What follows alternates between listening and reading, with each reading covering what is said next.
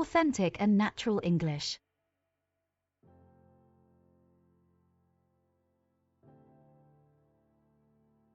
Is working. Hi, hello. Um, I'm restarting the whole teacher's diaries things. Um, and I think that a good place to start is really the truth about my English skills and how is it that I acquire them? Why is it that I think my English is the way it is? And why I decided to create Second Nature English.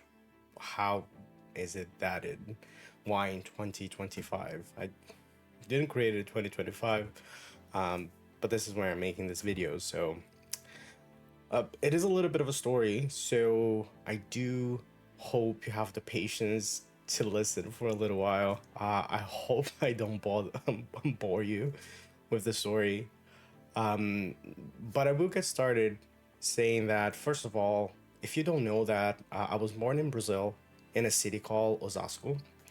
And it's near São Paulo. It's kind of, if you are in Canada, Toronto, where I am now, it's kind of Mississauga, kind of.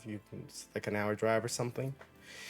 And ever since I was very, very young, I noticed that I was not a conventional boy. I was always more feminine than everybody else. I love dancing. I had my mom put a blackboard in our garage once, and I would just teach to no one. At some point, I was just like on the board writing things, pretending that I was teaching, which I find very interesting, considering nowadays that I still do teach English as a second language. But that those characteristics that I had, those traits, they really put me as a target when I was young. And people will use words a lot against me.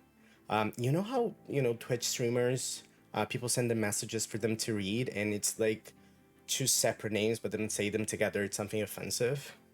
Like, people were constantly pranking me with that. People that I thought were my friends at the time. And this just brought so much solitude and quietness to who I was. And at the age of 12, I would say 11, I started English classes. And it was like this whole world open up. It was like I could find a universe that was just mine.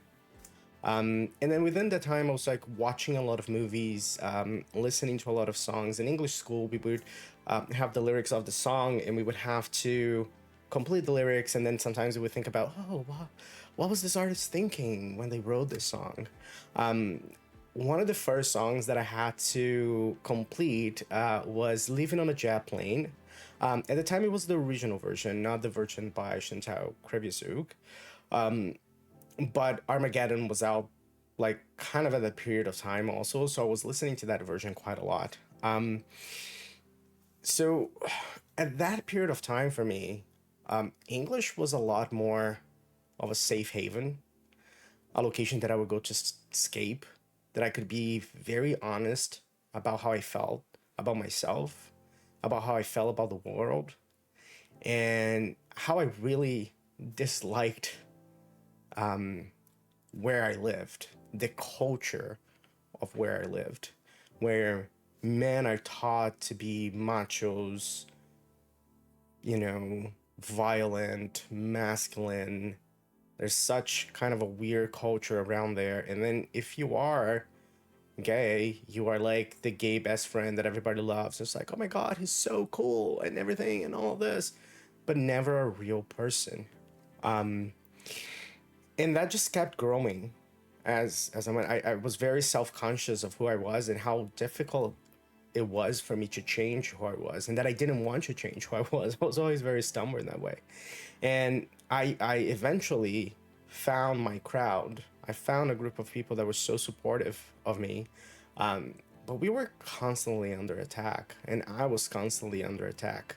And kind of my breaking point a little bit is in my teenage years, when I am being verbally assaulted pretty much every single day during high school, verbally assaulted, I must say, and and but with that constant fear of violence. And that's actually the same time that I start teaching English as a second language.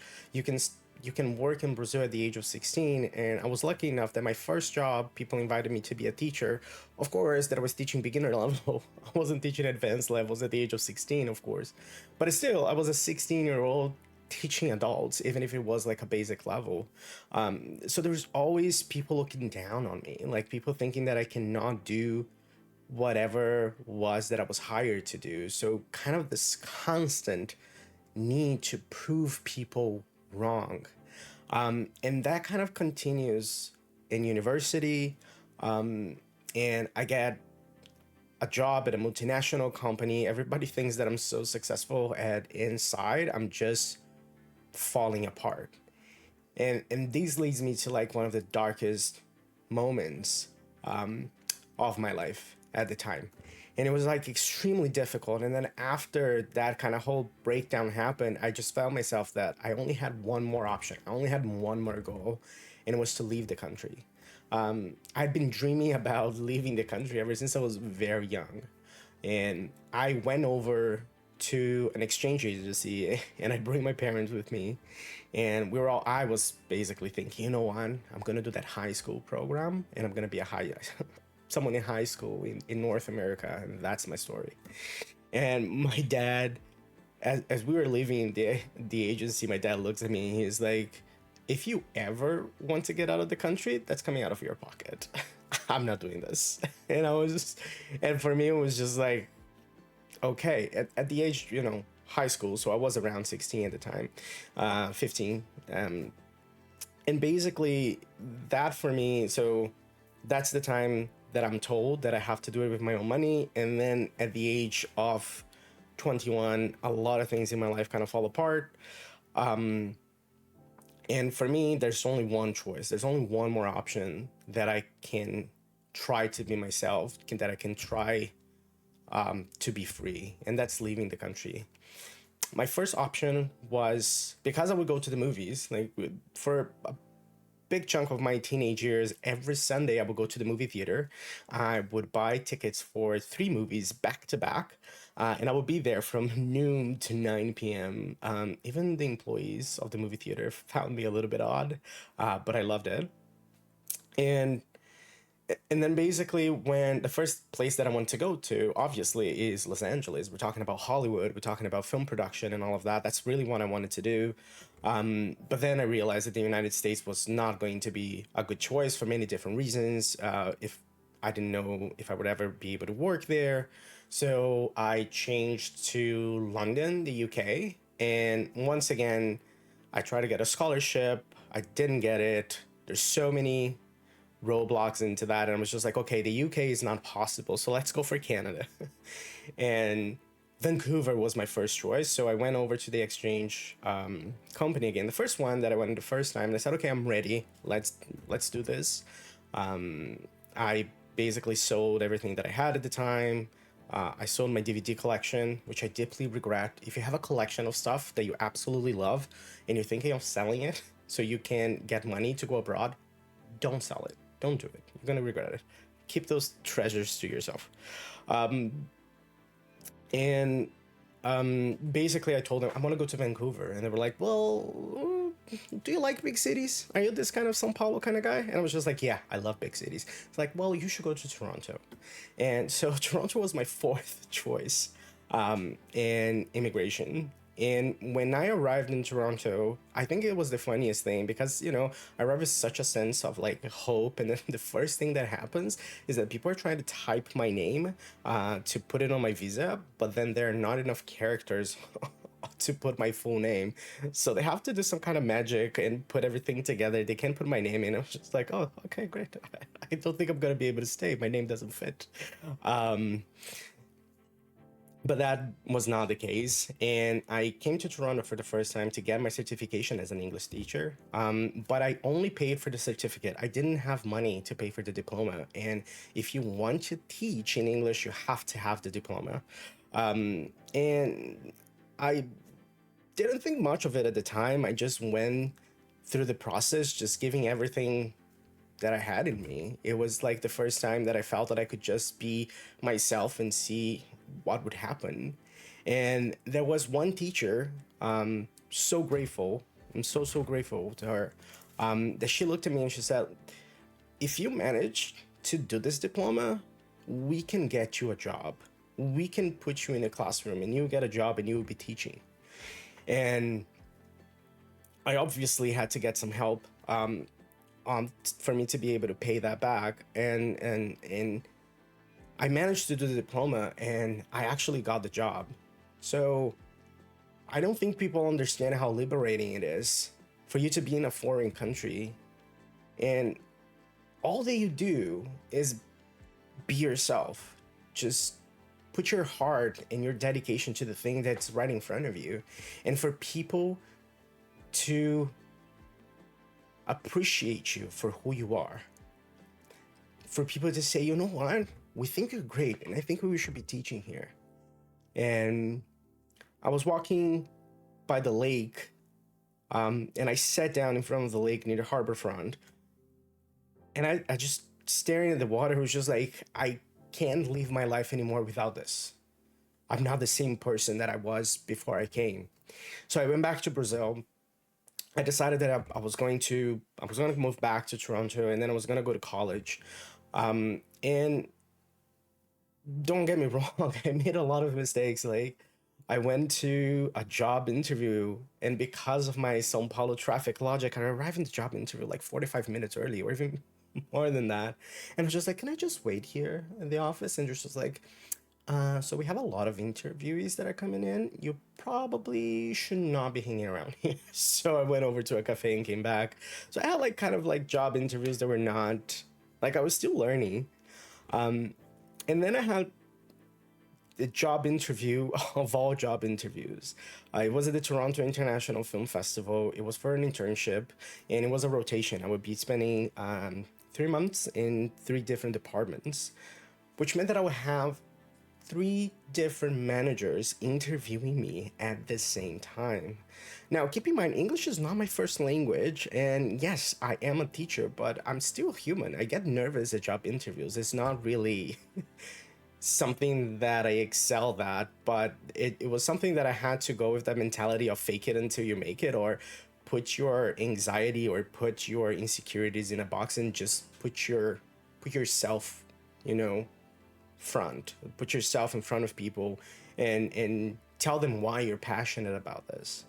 And I'll never forget the job interview that the three of them were just sitting in front of me and getting that job, you know, succeeding at that job interview. It was everything to me. I also remember that during the period of the internship, the now CEO, I believe he's the CEO, of the Toronto International Film Festival, Cameron Bailey, he sat me down in his office and he's just like, "Okay, who are you? What are you doing here? What do you want?" And I was just like, "Excuse me, what? What do I say? What's going on? What is this?" And I just told him, it's like, I want to be a filmmaker. I want to eventually have a movie here at the Toronto International Film Festival and all of that. And it was just a very, such an interesting conversation to have. And it was the same time that I get to meet so many people, and I had kind of the best experiences that I could have ever had. And things just kept on happening to me. I went to a film screening that Guillermo del Toro was talking about the movie. It was not one of his movies, but he was talking about it. And then on the day that he had the opening of his exhibition at the AGO, I bought the book and I gave him the book to sign, and I talked about this screening. And again, I don't think people understand how powerful it is for you to look at someone who you admire and just make a connection with that person. Something that you've never imagine that it could happen and to be right in front of you and to have a conversation with the person, to feel that you were able to say everything that you had to say at that moment. Of course, that at some point was like, oh, did I say everything? I didn't think about the grammar or the English or anything. It was just like, but was the topic that I mentioned? Like, but he actually talked more about the movie that I had watched, and it was just like a fun conversation to have.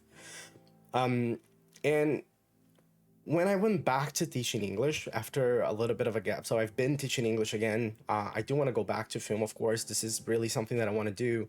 But as I went back to teaching English, I couldn't help but notice, and I also noticed this in college, that, there were international students that just couldn't live up to their potential socially, professionally.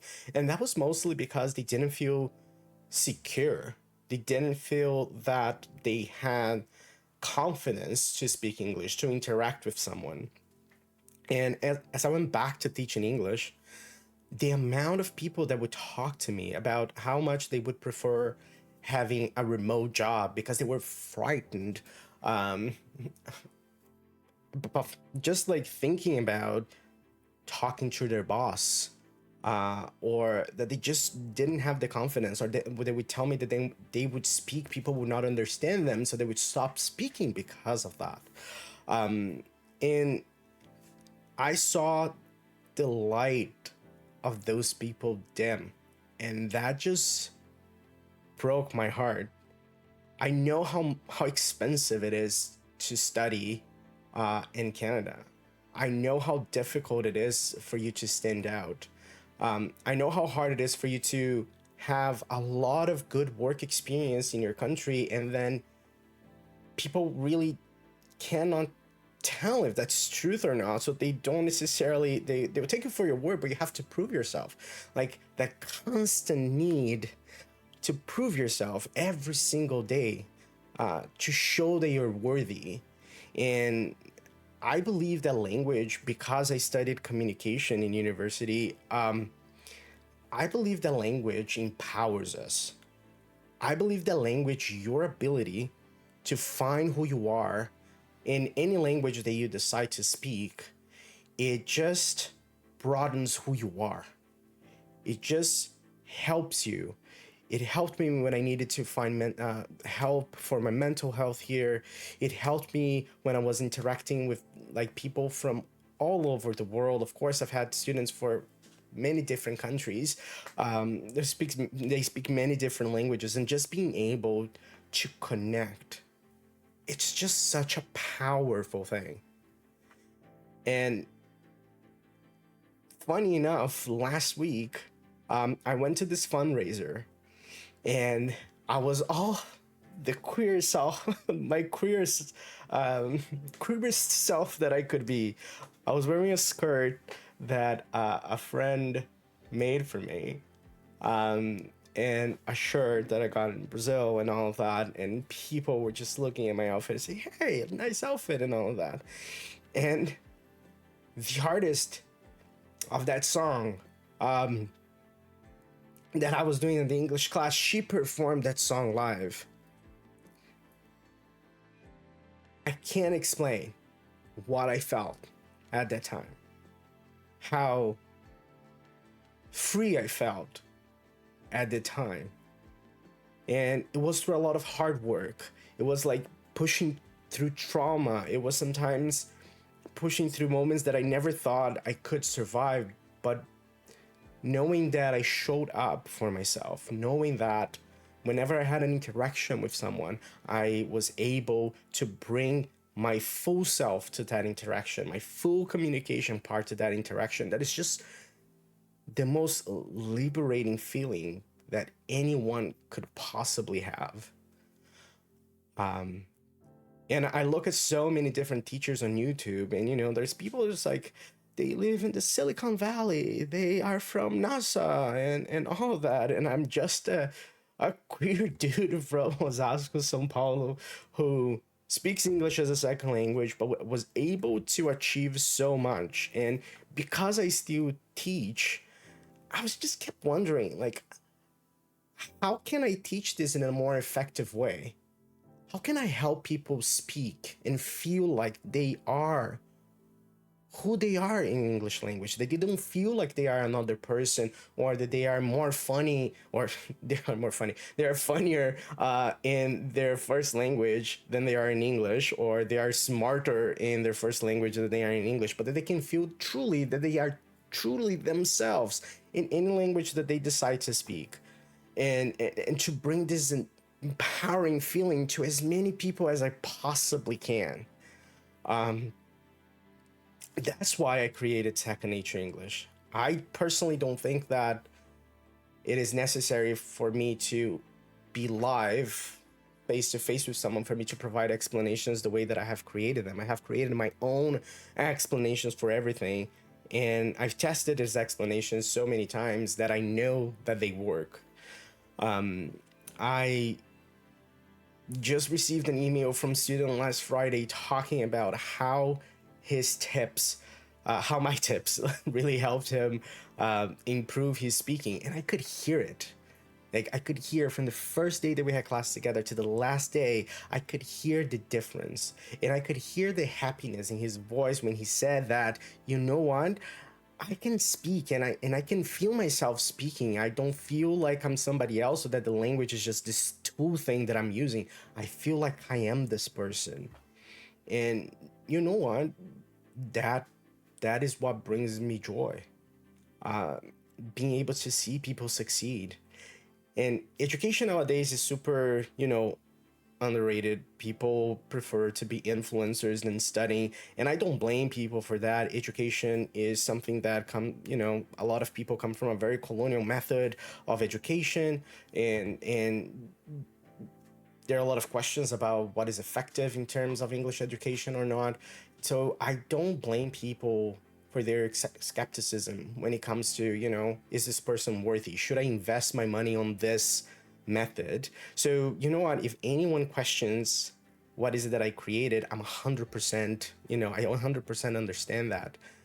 But I also truly believe that I can make a change in people's lives, that I can help people find the freedom that they are looking for, their sense of self that they are looking for when they say, hey, I've been struggling so much with speaking English, and I just get positive feedback from students. I'm going to try to get more videos uploaded here. Um, but learning about people, learning about the world, learning about languages, it gives so much joy. And I won't deny, Second Nature English, my business has not been super successful financially. But I am so proud of what I've been doing that I feel that I cannot let it go. But if I want to tell you to say, hey, why don't you try this product? I feel that I need to be honest with you of saying that English was, I started English out of necessity because I needed something to give me hope, to give me something that I could, just keep going, find hope, finding a path to whatever life I believe to be possible. And as I was sitting there in that audience, listening to Living on a Jet Plane live, I was just like, well, here I am. And that was happiness. So this is kind of the restart on the Teacher's Diaries, and thank you so much for your patience if you came all the way here listening to this. And maybe I am not the person who you're going to choose to be your English teacher in this journey, but I really hope that you can find that person that that you can be, that is going to be successful, that is going to take advantage of every single opportunity that shows up at your door, because you deserve them. So yeah, that's a little bit of the story of, the truth about my English and why we're here at Second Nature English.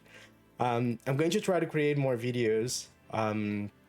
it's kind of hard because I have to do, everything. I do the videos, I do the editing, I do the curriculum, the marketing. So I'm getting a little bit overwhelmed with it all.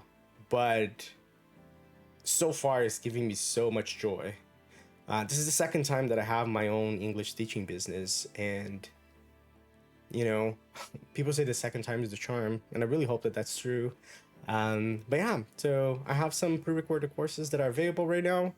I have uh, pretty much a spreadsheet with a study plan and all these videos that I'll be releasing here to help you out. And I hope that you enjoyed this talk.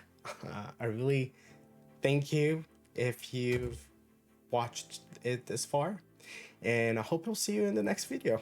Thank you so much for your attention, and I'll see you next time. Bye, everyone.